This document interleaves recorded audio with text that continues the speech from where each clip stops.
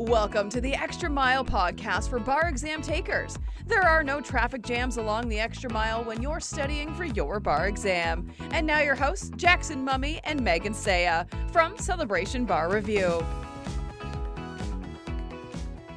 Hey everybody, welcome. It is Wednesday, May 25th. We are glad to have all of you with us as we enter into this Memorial Day weekend.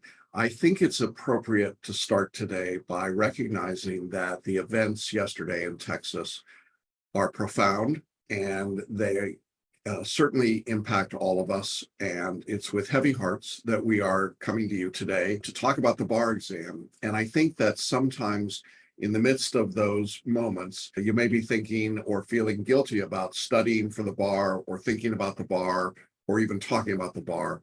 And I want to acknowledge that's a perfectly reasonable emotion to have. And yet the reason that you're all here is because you want to become members of the bar and you want to make a difference in your own way, whatever that might be.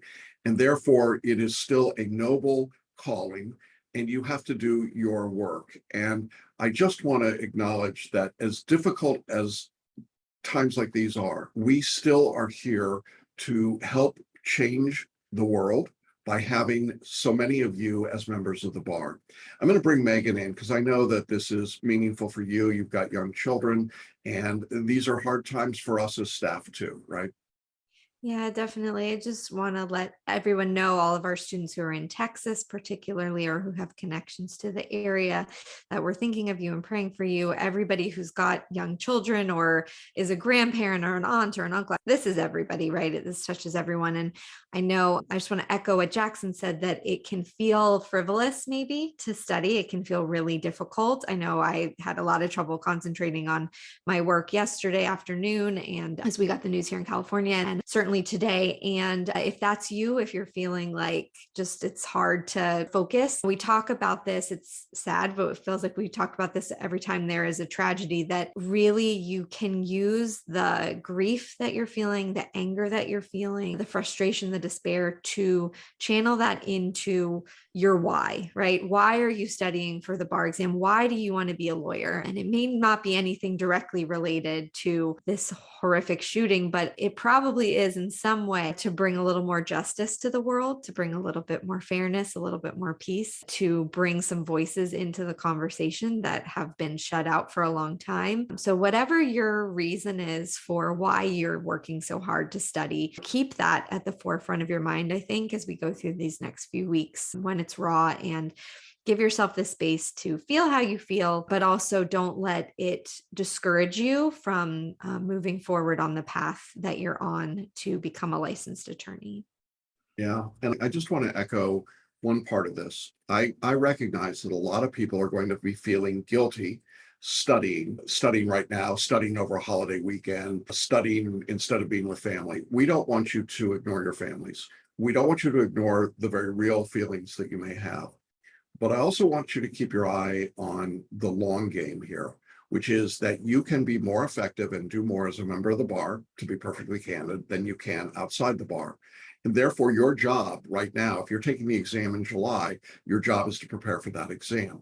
Now, that doesn't mean it's exclusive to everything else, but when you're studying for the exam, find that time and focus on that. And when you're with your family, when you're at your Memorial Day outings and events, be present in those moments as well.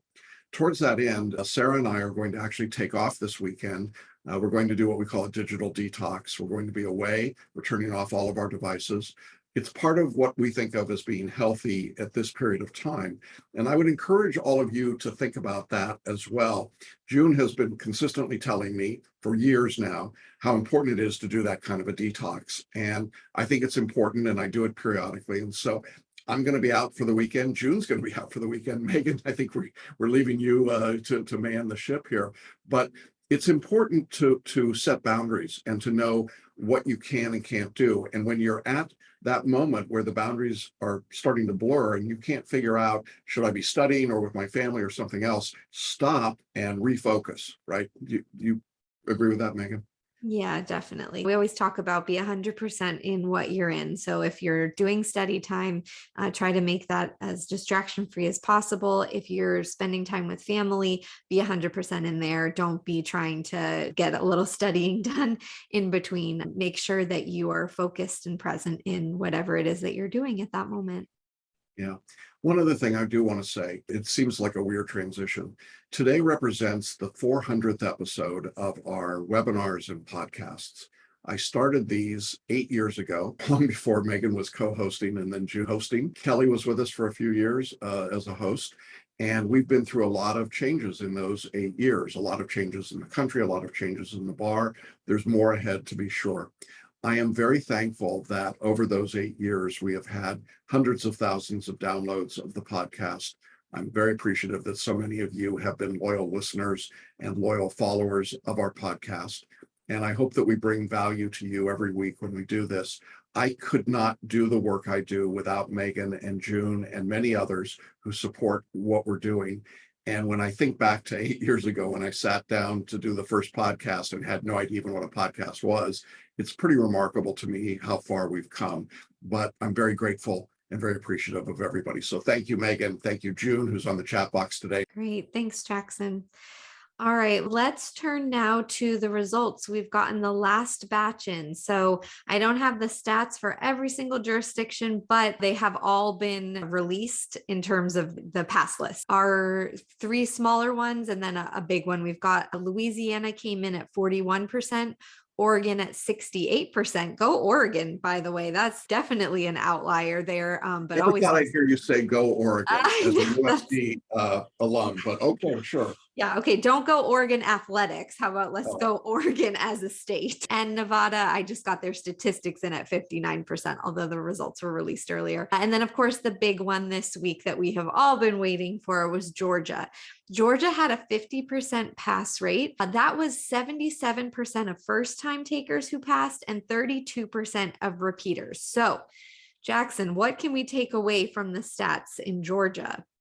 One of the interesting things to me in Georgia was that they went away from the open book remote exams that we had last year and went to an in-person closed book exam. It didn't seem to make a dramatic change in the pass rates, which is something that we've been saying all along. Open book tests don't really change anything. The examiners are not testing what you can memorize and recite. For those people who feel like I should memorize a lot of law and then spit it all out, it really doesn't make much of a difference. And I think Georgia's a good test example of that. When they made open book, you didn't see the pass rates higher. And now when they went to closed book, we're still seeing that. Now, Georgia did a little better in repeat takers than some other states, but again, it's a smaller jurisdiction. I do think that the in-person exam worked in some people's favor. Definitely those jurisdictions that had performance tests. We saw that in a lot of jurisdictions where having the two MPTs, it was just easier to work with them on paper and pencil or paper and computer, I don't know, but to have the real book there than to do it online. So I think that's one interesting piece of the puzzle.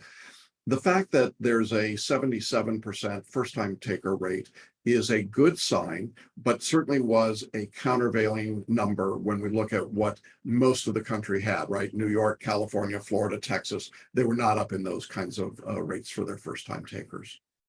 Yeah, exactly. I think that's what really stood out to me with Georgia was that they had really good first time taker pass rate, which unfortunately we just have not been seeing other places across the country. Also with Georgia, interesting to note, Jackson, that I hadn't even thought of it. They transitioned away from the open book test. And I believe their pass rate went up over 4 points. So Yeah. I do think that really does lend credence again to the idea of it's not really do you have access to all the law piece that's preventing people from passing. It's really that analysis. So I know if you're one of my students, we've really been hammering this in the last few weeks, particularly that you have just got to show your work. You have to show that analysis. It's just very clear, I think, when we have these sort of test cases of, okay, let's see what happens when you give open book and the pass rate's actually lower than when it's a closed book, because it's clearly not about did you memorize the law, and it is about your ability to apply the facts of the case to the law. So Yeah, and our students in Georgia did very well. We've got some interviews lined up that we're going to record in the next couple of weeks, and I'll be anxious to share those with you. But it's the same trend. If I look at the entirety of the February 2022 exam season, our students did well. We beat the repeat taker pass rate everywhere, and that is our primary market. So that's the number I'm mostly looking at. And we did it in some cases by people blowing way past the passing score, and they didn't just eke over, they killed it. And what I see consistently are people that engaged in the coaching, that were part of the group coaching calls, that did the personal writing workshop with Megan, that did Calming the Chaos with June, that had the writing coaching with Megan or with me. Those people did better than the ones that did not. Now, I'm not saying you can't pass the exam with our basic course. We have plenty of people that did that. But look, if you're struggling with the exam, if you're a multiple repeat bar taker, please get the help. And if you can't afford the help, although I think we make it very affordable, but if you can't get it right now, sit out an exam and keep studying and then add those pieces and resources. They really make a difference. That's why we offer them. It's not because they make us profitable or make us rich. That's not our purpose, but they change the results. And so I just think sometimes people are penny wise and pound foolish here. They invest all the time and energy, but then they don't put all the tools in their toolbox, and they come up short over and over again. There is a point, I think, where you have to acknowledge that you just need to do something more and something different. And that's what my video messages to students are when they send me their scores when they're in that situation. I know you feel pretty strongly about this too, Megan, that students really have to take advantage of these tools in this environment. Yeah, it's just these repeat taker numbers are just so bad everywhere, literally everywhere. And so if you're a repeat taker, which is most of the people that we work with, I just think it is doing yourself a disservice to not put 110% of your effort into it. Whatever that looks like for you, right? Whatever you need help with, seek out that help. Let us know how we can help you with that. And that's why we try to offer a variety of things as part of the course and then extra add-ons as well, so that we can help meet you where you are, because you're an individual and everybody doesn't have the same needs. But that's also what I love about coaching. Individual coaching is, right, I have one student who needs to go through all the essays with me. I have another student who's like just bought an hour of coaching because they're like, I want to go through I have several students who just want to go through their all February results. So I haven't worked with them and they're like, I just want to talk through with somebody. Here's my essays. How did I do? Why did I get the scores that I got? How can I improve? So we're really trying to work very hard to make sure that we're meeting you wherever you are. So please let us know how we can do that, because we really want to, genuinely. Yeah, and it's why we offer everything from time management coaching to mindset coaching to different webinars and seminars. Wonderful. All right, Jackson, would you like to talk, now that we finally can, about the UBE essay subjects? So we can finally, Yes. we've got everything in and we can chat about what was actually on the test for the UBE takers. Yeah. Now we've known this information for quite a while, Yeah. but to backtrack, the National Conference of Bar Examiners under our license will not allow us to discuss it publicly until they release the questions out. And that happened yesterday, I think it was. We were pretty sure it would happen as soon as Georgia released, and that was the case. So we're going to talk about very briefly the 6 essays and 2 performance tests. This is mostly just to give you a sense. And before the July exams, I will do a video for the UBE students in which I will go through those 6 essays and 2 performance tests, talk about them in much more detail, and then give you some sense of where I think the exam is going. Those are ubiquitously known as my preview videos, but you know how much I hate that word. All right, now having said that, in the February 2022 exam, essay number 1 was a secured transactions question. When we look at scores, we see them from a variety of jurisdictions, and we're able to normalize and figure out on that 1 to 6 scale, where do those questions fall in? Was one question harder than another? What I will tell you is that this particular exam did not have an outlier. That is, there was no one particular question that fell dramatically below 3 as an average score, nor was there one that was dramatically above 3. They were all in a very narrow range. That is unusual, but I think it signals that the examiners are trying to keep this exam straightforward. So secure transactions was essay number 1. Essay number 2 was crim law and procedure. and it had a little bit of both. And again, it was a pretty straightforward question, and the scoring was pretty normalized, and I didn't see a big jump anywhere there. Question 3 was corporations, which I thought was interesting that they gave that subject, because question 4 was agency, right? Now, that's a bit of a surprise, isn't it, Megan, that you would have corporations and agency in the same exam? Yeah, very interesting. But like you said, they made it just a very sort of middle of the road type of exam. I guess it worked for them. Yeah, I think it did. The corporations question got a slightly higher median score than the agency question. That doesn't surprise me. Agency wouldn't have been something you've been looking for necessarily on the exam. That was a bit tougher for people. The essay that had the normalized score was trusts, and that's no surprise. Trust continues to be a challenging topic for people. Now, as I recall, Megan, you and I did some work on trust in one of our deep dives. Oh, yeah, we did. Gosh, you know what? I block it out because that is not one of my favorite subjects. I have Yeah, to be we honest. we talked about some tough subjects. I think that's one of them. And while that's not a UB or not a multi-state subject, trust can be challenging. We've talked about that. That was a difficult question for people. It was the most difficult. And then they finished up with the 6th essay, which was a generic contracts question, not terribly difficult, got a relatively high score. Those were the 6 topics. There were no crossovers. I thought that was interesting. We have had typically 1, maybe 2 questions in the past that had multiple subjects in them. The closest we came to that was Crim Law, Crim Pro, but really all in Crim. So nothing crossover. I would have thought maybe corporations and agency together would have been an essay, but they didn't. They separated them out. So those are the 6 essay questions. And again, pretty straightforward and not a big surprise. In terms of the 2 performance tests, absolutely no surprises here. We had 2 performance tests. The first was a test to a legal audience, an objective task, a memo. And then in the second task, the second performance test, it was again to a legal audience, and it was persuasive. This is the normal structure, right, for performance tests. Primarily to legal audiences, typically 1 objective, 1 persuasive, and no surprises there really to me at all. The performance tests were given in Georgia as well as the UBE, and of course, California does their own unique performance test, and there are no performance tests in Florida. So that's where we were on the UBE. As I said, I will do a video prior to the July exam where I go into more depth. And as we're now just seeing the questions, now we're able to look at the answers that people got back in different jurisdictions. So as Megan said, if you're in the coaching program, one of your coaching calls certainly could be going through your essays or performance tests from that exam. We do have questions from the February 2022 exams in Florida.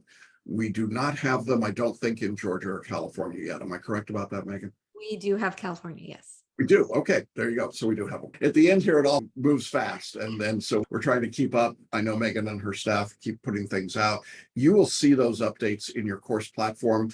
And it's always a good idea in the course platform, under the very first segment, it says updates. Go to that update page and you'll see them listed, any changes that we've made to your course. So just scroll down to the bottom of that list and you'll see any changes. Great. And Nicole in the chat box asked, will there be a similar discussion like you're doing with the UBE about the essays from the Florida exam? Yes, absolutely. We'll do it there. We'll also do it in Georgia. So that is our normal process. And just so you all know, I do them around the 10th of July. So don't ask for them on July 4th. They won't happen. I try to keep them until the very end because I don't want you going too far one direction or the other in case I'm not as accurate as I historically have been, but things can change and I don't want you studying the wrong stuff. Great. All right, let's jump into some questions that we have. Not too many this week. I actually really love this because I feel like people are like studying and they're on their way and they're feeling good and confident. As always, if any of you have any questions, feel free to put them in the chat box as well. And then when we're done with the questions, we've got a couple of fun things that we're going to talk about today. All right, first up is, I know this is way late, but I'm wondering if Megan is still taking on essay students and what does her program cost? First, not way late. You're good. It is May 25th right now. And if you are thinking about adding coaching, adding writing workshop, adding hourly coaching with Jackson or myself, you're not too late. Definitely. I think that's a huge myth with bar studies is that there's some sort of like magical cutoff date. And if you haven't started by then, oops, got to wait until the next go around. So definitely not the case. You have plenty of time. If you're starting your studies now, welcome. We're happy to have. So I'm not sure, Jackson, I don't know if this student. Oh, go ahead. Megan and I have been doing this. Megan's been doing this now. What are we on? 11 years or something for you, and 35 for me. We're pretty good at managing our schedules. We block off time to be able to accommodate, and we know when the surge comes in of people. Don't misunderstand. We've got space and we're here. We're ready. We're waiting for you. You shouldn't wait because it's good for you to get started now. But trust me when I tell you that we know how to control the schedule and there's plenty of time. Great. So I don't know if this student was talking about essay writing workshop or mentoring, but basically you're not too late for either. The personal writing workshop is $297, and that's for 2 calls with me. One where we will talk in really concrete detail about how to write essays. And then the second one where you will send me an assignment that I will give to you. And then we will discuss it and figure out where you need to go moving forward. And then the personal mentoring is 12 calls with me. And there's a monthly option, or there's a discount if you pay in full. Talk to June, email June if you have any questions about that or about mentoring with Jackson or anything else we can help you with there. Yeah, and you can also find all of those links in your online course platform. They're in the very first unit. It says upgrade to personal coaching. You'll see all of those right there. Okay, great. All right, next we have a student who said they're at 29% completion, but are feeling really behind and beating themselves up quite a bit. Jackson, should somebody be feeling like 29%, like they're in a rough spot right now? No, that's actually really pretty good. I think that if you've been studying for a while and you're in that roughly 30% range, plus or minus a few, you're doing just fine. Now, if you just got your course, we have people signing up today. You're going to be at 0. That's fine. It's all a matter, you're on your own journey, and it just depends on how many hours you're putting in. You will be getting regular weekly emails from me for still a few more weeks, and then daily emails when we get into 30 days before the exam. And I will benchmark for you as we go along where I think you should be depending on when you began. If you've been studying for 6 months or a year, then yes, you should be at 30%. If you've been studying for a week, no, you should be at 5%. Let's be honest about it.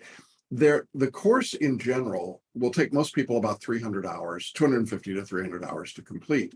So you can pretty much figure out where you are and what you have to do moving forward. But as I often say, the best way to schedule yourself is in 7-day increments. Don't try to schedule yourself from here until the exam. There's no point in doing that. What I would do is look at the next week and say, how many hours do I want or need to study in the next week? Also recognizing that we've got a holiday weekend coming up, which might mean that you would lose some time perhaps over the weekend, but maybe you gain Friday or Monday or both because you're not at work. And so as you think about that, plan your schedule and add some extra study time if you've got it. Now, this is not licensed to say to your family, sorry, I'm not going on the Memorial Day picnic with you because I've got to study all day. To our point earlier today, you really want to be balanced about this, but don't obsess about where you are as a percentage of the course unless you know that you're at 5% and you're putting in 10 hours a week. Then that's not going to get you there for the July exam. So in that case, that's a good time to reach out to us or in the community group and post, or join a group call and talk about it there. And we can give you some suggestions. And finally, if you're really stuck and you're really struggling with your time management, sign up for the time management workshop with Brianna. She will sit down with you one-on-one for 30 minutes, and I promise you she'll hammer out a schedule and you'll be on track. That's what that is all about. It works really well, and I would encourage you to do it. So lots of possibilities there, but don't obsess about that number, that percentage number. It's a benchmark and nothing more. Yeah. I think no matter what, no matter where you are, I never want to hear somebody saying, I'm beating myself up over what I'm doing. I'm really disappointed with myself. I'm really mad at myself. That's just, I know if you talk to June, you'll know that is language that we just do not want coming out of your mouth. We don't want you typing it. We don't want you thinking it. Please have grace for yourself. Be kind to yourself. The only way you're going to make it through this process is if you're kind to yourself.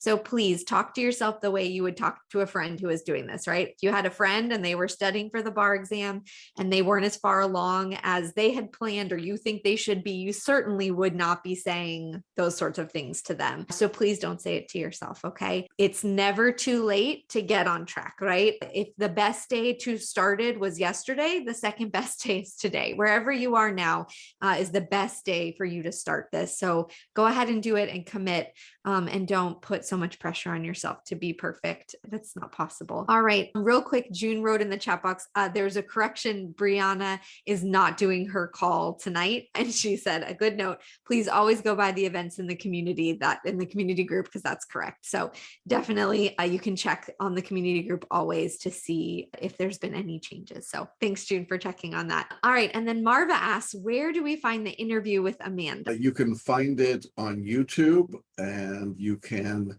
find it in the community group. We've posted it. I think if you just do a search for Amanda's name in the community group, you'll probably find it. And worst case, you can send an email to June and she can give you the link. It's in a couple different places. Great. Okay, next question. This one less about the actual substance of the question and more about what is this, the bigger implications of it. So we have somebody who asked about if anybody had heard of the Doctrine of Twins. I was told recently XYZ. I haven't been able to find it or anything fitting that description anywhere though. And Jackson, first, is there such a thing as the Doctrine of Twins? And then second, what's the big takeaway, I think, from questions like this? Yeah, there's no such thing. I think it's a term that probably a professor has used and somebody got wind of it and thought it was clever and decided to do something with it. There is no legal doctrine. I think if you Googled it, you'd find that.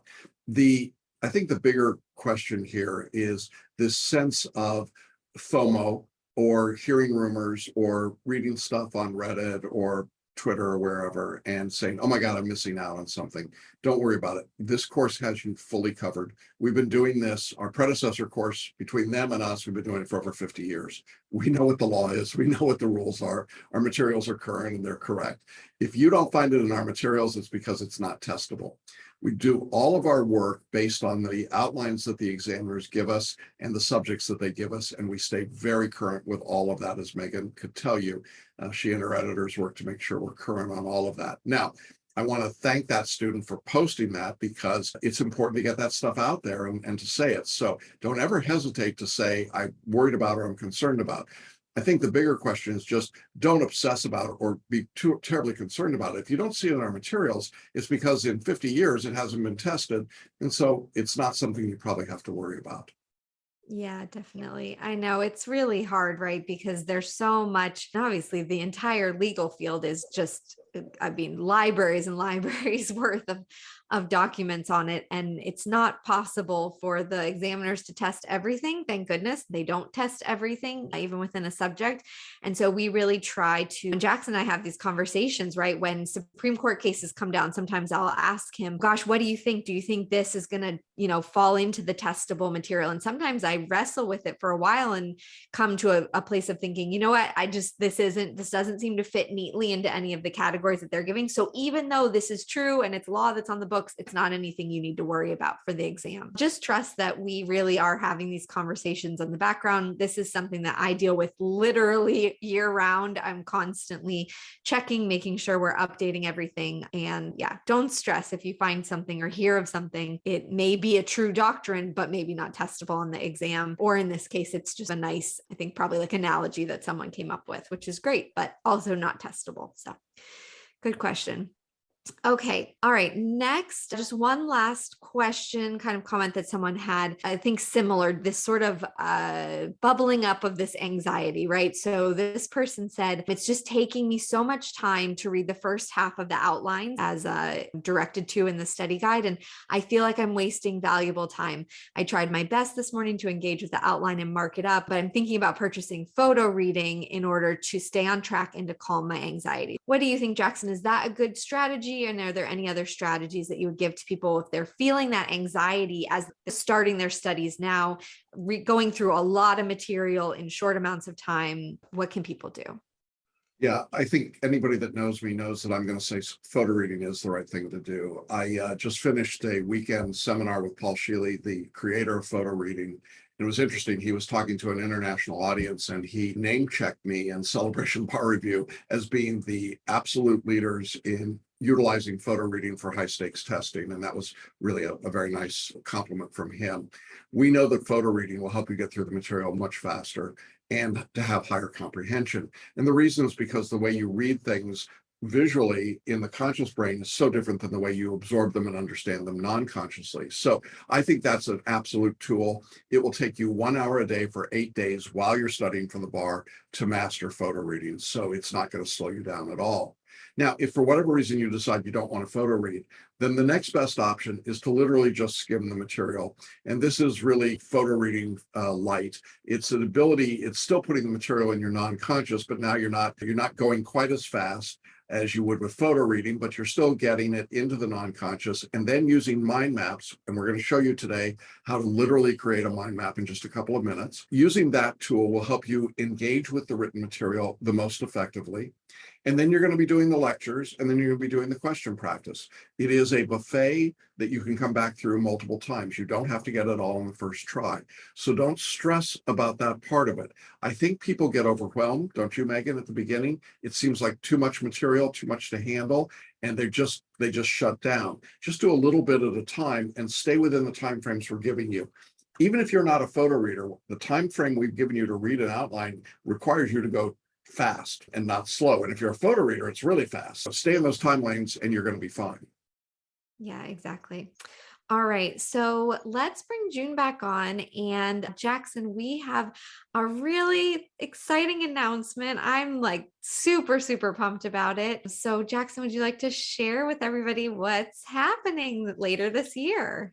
Yeah, we're very excited. 3 years ago, we did our last live boot camp for the bar.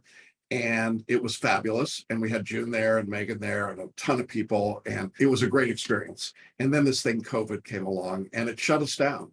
And we have been debating internally about, is it time to bring back boot camp? And if so, how are we going to do it? And so I am very pleased to announce today that we are in fact scheduling a live boot camp here in Celebration, Florida on October 14th and 15th. I want to show you where you can find the details and a little bit on our website. If you scroll down the page a little bit, you're going to see something that says live boot camp. And when you click on live boot camp, it's going to take you to this page and it's going to explain a little bit about it.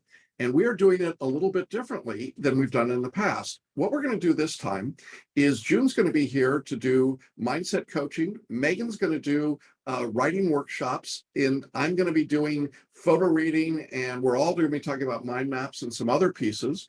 And we're limiting this to 15 students. Now, there's a couple of reasons for that. One is we want to give you personal attention, and we just know nothing matches that. And then the second reason is, of course, we want to be socially distanced. So we're going to do it that way. Now, on this page, what we've done is to set up a two-part system. We're going to take 15 students as all, and we're going to ask you to make a deposit. When you click on place your deposit, you're going to have the opportunity to name the amount of deposit that you want to make. Boot camp will be priced at $3,000, but we have an early bird pricing of $2,000. So you make your initial deposit, $250 or more, and then you don't have to pay anything until September 10th of 2022. On September 10th, you'll have to pay whatever your balance is. If you don't, then you're out. We'll refund your deposit, but you lose your spot. That's the easy part of it. What we're going to include will be everything except your transportation and hotel. So we're going to handle meals on Friday and Saturday. It's a Friday-Saturday event. And we're going to do a special dinner on Friday night, and it's all at the beautiful Artisan Club here in Celebration. I wanted to show you the schedule because it's really different than what we've done before. Megan, you want to talk a little bit about what makes this different in terms of scheduling? Yeah, I'm really excited. We're going to be doing these small breakout sessions. So everyone will be split up into a group of maximum 5 people. And that small group will spend an hour and a half with Jackson, an hour and a half with me, and an hour and a half with June. So everyone will get to go to all 3 of us. I'm really excited. I know my students know that I often lament the fact that I can't just sit there and watch them write an essay, or I can't see their actual process in person. And that's one of my favorite parts about boot camp was that I really felt like, oh, I can sit there and see what you're actually doing and figure out how to help you change what needs to be changed.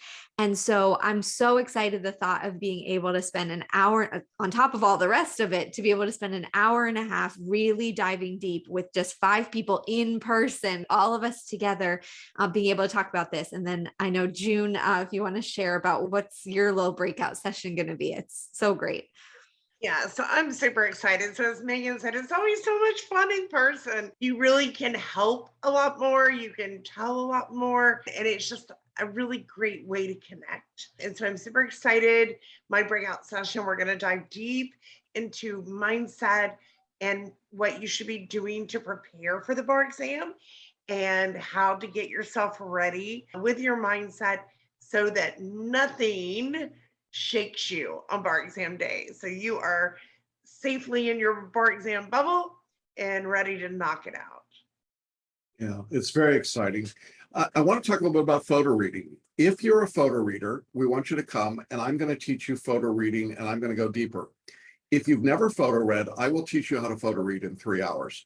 Now, I've just been through this training with Paul Shealy, as I said, and I got to tell you, he's a fabulous teacher. He created photo reading. I'm pretty darn good. I think I can teach it to you in 3 hours. In fact, I know I can, and show you how to use it. So regardless of where you are in photo reading, we're going to give that to you because we think it's a really important tool. So you don't have to have purchased photo reading before you come. If you have purchased it, we're going to help you go deeper. And then on Saturday morning, we're going to really do a deep dive on mind maps and studying. I'm really excited about this because Megan and I have been working on mind maps for a long time. And in fact, I talked to Millicent St. Clair from Learning Strategies this weekend, who actually helped us bring mind maps into the bar review study. What was it, Megan, 5 years ago, 6 years ago, some crazy time. It was a long time back. And so she was really excited to hear what we're doing there as well. So 2 days, there's a beautiful hotel down in Celebration, but there's plenty of other places. And again, the early bird pricing is $2,000 and it includes everything except travel, lodging. And if you want to buy your own photo reading course, you can do that. And all you have to do is click on this to place your deposit. The deposits and fees are fully refundable up until September 10th. After that date, no refunds and the pricing will go up. So if you are taking the bar exam in 2023, you should be at boot camp. And again, only 15 people get to participate. So put in your deposit, hold your seat. Once we get to 15, we'll put everybody else on the wait list and we'll see what happens then. So I'm really excited about this. I think that goes without saying. We think this is an absolutely fabulous opportunity. If you want to hear about boot camp, there's a video on this page you can watch that will give you stories of people from boot camp. And the great thing, Megan and June, is how many of those people pass the bar, right? It's exciting to see.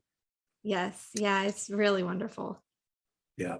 So that's what's going on. We're really excited on our 400th episode to be able to tell you about that.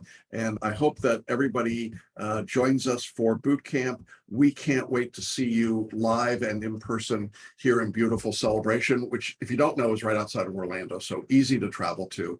And it's a Friday, Saturday. That's the deal. You guys like it? I hope in the chat box we're getting some yays and way to go, but we are thrilled to have everybody participate. So that's where you can find the news. And be on our website, look for live boot camp, and we'll be sending out emails about it as well.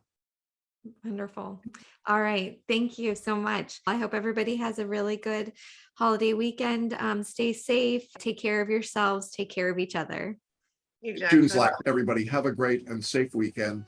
Do your best, hang in there, and we will see you again next Wednesday. So have a great week and a great weekend. We'll see you all next week. Thanks. Bye.